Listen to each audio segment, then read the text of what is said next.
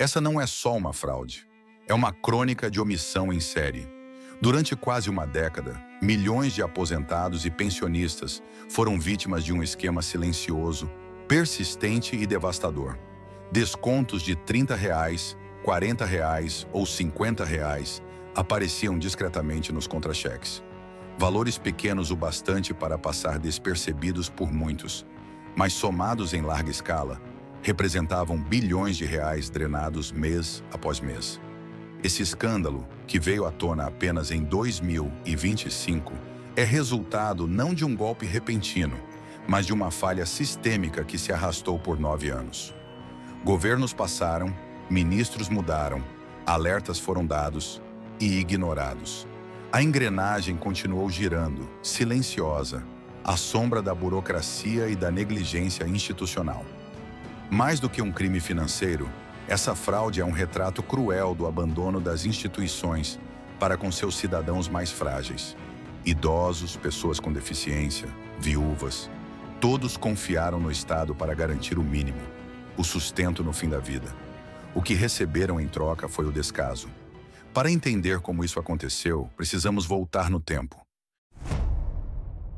O ano era 2016.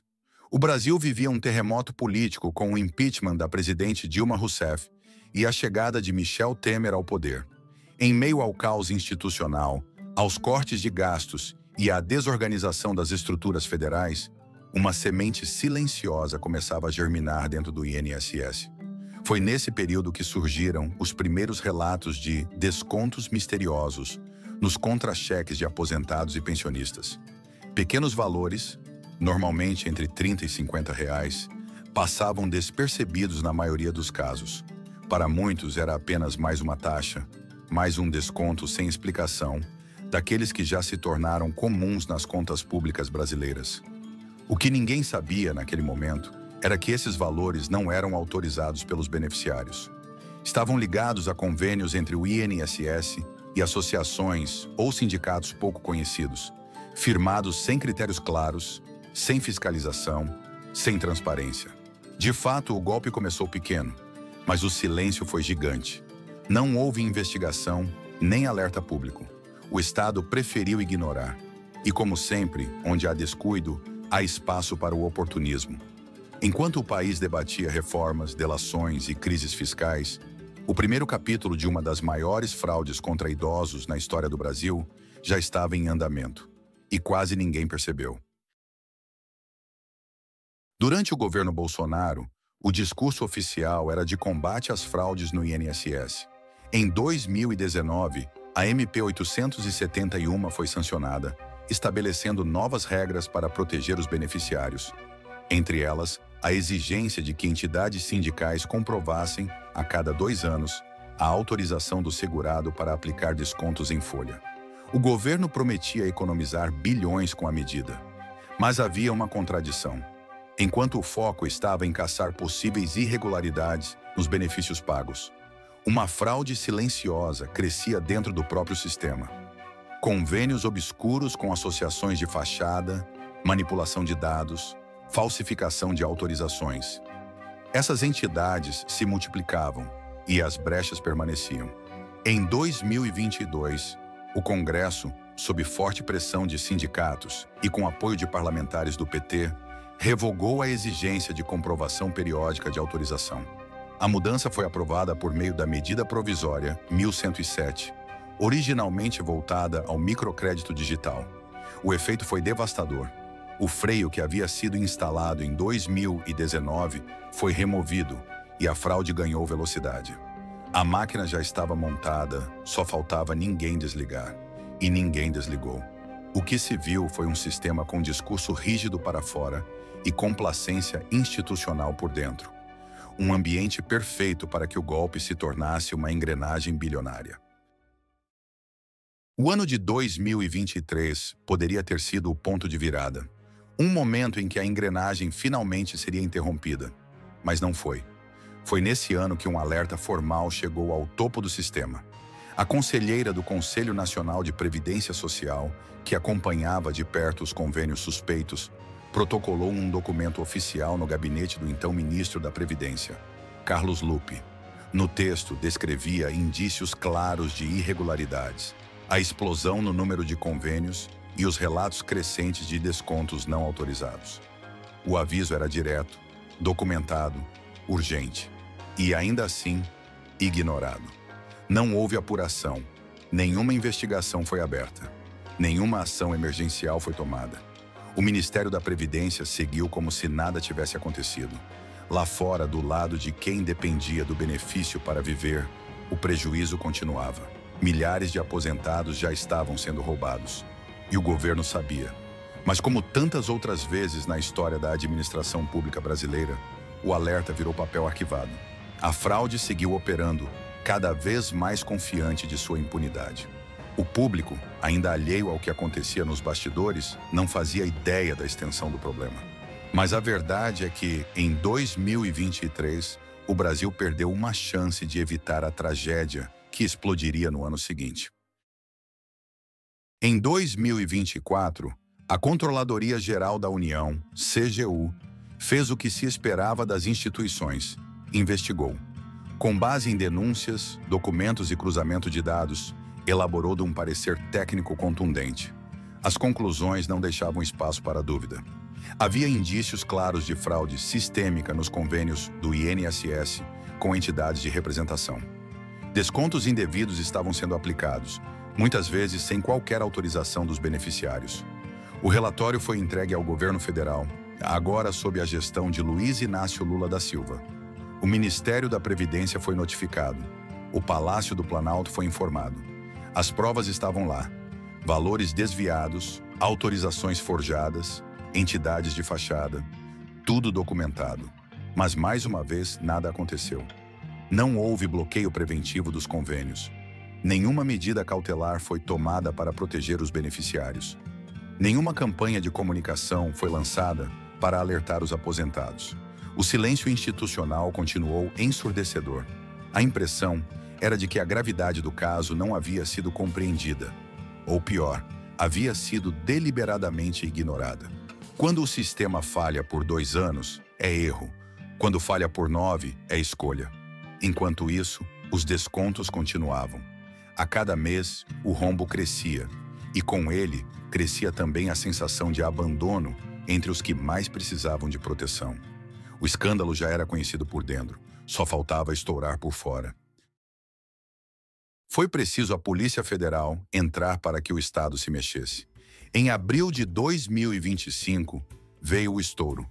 A operação sem desconto, deflagrada pela PF, com apoio do Ministério Público Federal, revelou o que já era conhecido nos bastidores, mas até então mantido longe da opinião pública. A fraude contra os beneficiários do INSS havia se tornado um dos maiores escândalos sociais do país. Os números chocaram. Mais de 6,3 bilhões desviados em 9 anos. Estima-se que ao menos 5 milhões de pessoas tenham sido atingidas em algum momento. A maioria delas, idosos de baixa renda, viúvas, pessoas com deficiência e trabalhadores aposentados. Mandados de prisão foram cumpridos contra servidores públicos, líderes de associações e operadores do esquema. Em endereços ligados aos suspeitos, a PF apreendeu carros de luxo, obras de arte e até joias compradas com o dinheiro desviado dos benefícios. O impacto político foi imediato. O presidente do INSS foi afastado. O ministro da Previdência pediu demissão. O governo anunciou, às pressas, um plano de reembolso para os valores mais recentes, deixando de fora parte significativa das perdas acumuladas ao longo dos anos. Nos telejornais, manchetes se multiplicavam. Nas redes sociais, a indignação era geral. Mas para quem havia sido vítima da fraude, a sensação era agridoce. Justiça começava a ser feita. Mas o tempo perdido e os danos causados não seriam facilmente reparados. O escândalo finalmente ganhava nome, rostos e cifras. Mas o estrago já estava feito. Com o escândalo finalmente exposto, começou o jogo de empurra. A direita foi rápida em apontar o dedo para o governo atual, acusando Lula e sua equipe de negligência e omissão. A esquerda, por sua vez, rebateu dizendo que o esquema nasceu em gestões passadas, especialmente nos governos Temer e Bolsonaro, onde a estrutura da fraude teria se consolidado. Mas a verdade, por mais incômoda que seja, é uma só. Todos têm culpa. A fraude atravessou 5 gestões diferentes, com diferentes ministros, orientações políticas e discursos. E em todas elas, alertas foram ignorados, irregularidades foram toleradas e medidas concretas nunca foram tomadas. O que une governos tão diferentes é a mesma coisa: a negligência com os mais pobres. Enquanto o topo do poder se ocupava de disputas ideológicas, aposentados tinham seus direitos minados mês após mês, sem que ninguém, à esquerda ou à direita, tivesse coragem de agir com firmeza. No fim, o sistema falhou não por acidente, mas por repetição. No centro de tudo isso estão as vítimas, e elas quase nunca aparecem nas manchetes. A maioria dos atingidos pela fraude são aposentados e pensionistas, pessoas que passaram a vida inteira contribuindo com o sistema e, quando finalmente alcançaram o direito ao descanso, foram traídas por dentro. Muitos têm mais de 70, 80 anos. Outros vivem com limitações físicas, cuidando de familiares ou enfrentando doenças crônicas. Para essas pessoas, os R$ 40 descontados a cada mês não são meros detalhes contábeis. São o valor de um remédio para a pressão, o bilhete de ônibus para ir ao médico, a refeição de um dia inteiro. O mais cruel é que muitos ainda nem sabem que foram lesados. Não têm acesso fácil à internet, não entendem a linguagem dos contra-cheques, confiam ou confiavam no que o INSS lhes dizia. A promessa de devolução parcial dos valores mais recentes soa como uma reparação incompleta, porque o que foi tirado delas ao longo desses 9 anos não foi só dinheiro, foi dignidade, e essa, infelizmente, não aparece nos números. O caso da fraude no INSS é mais do que um escândalo financeiro. É um espelho, duro e necessário, de como o Brasil trata seus cidadãos mais vulneráveis. Por quase uma década, o sistema falhou. Alertas ignorados, investigações abafadas, beneficiários enganados. Não foi apenas falta de eficiência, foi falta de vontade, falta de prioridade e, acima de tudo, falta de respeito. Agora que os holofotes estão acesos, o debate público se volta para a recuperação dos valores. Mas isso por si só não basta. O país precisa de algo mais profundo: responsabilização. É preciso identificar e punir os culpados, de dentro e de fora do governo. E mais do que isso, garantir que estruturas como essa nunca mais se repitam. Denunciar esse escândalo não é ser contra A ou B, é ser a favor de quem foi traído por todos. Porque no fim, se a gente esquecer esse caso, abrimos espaço para o próximo. E o próximo pode ser ainda maior.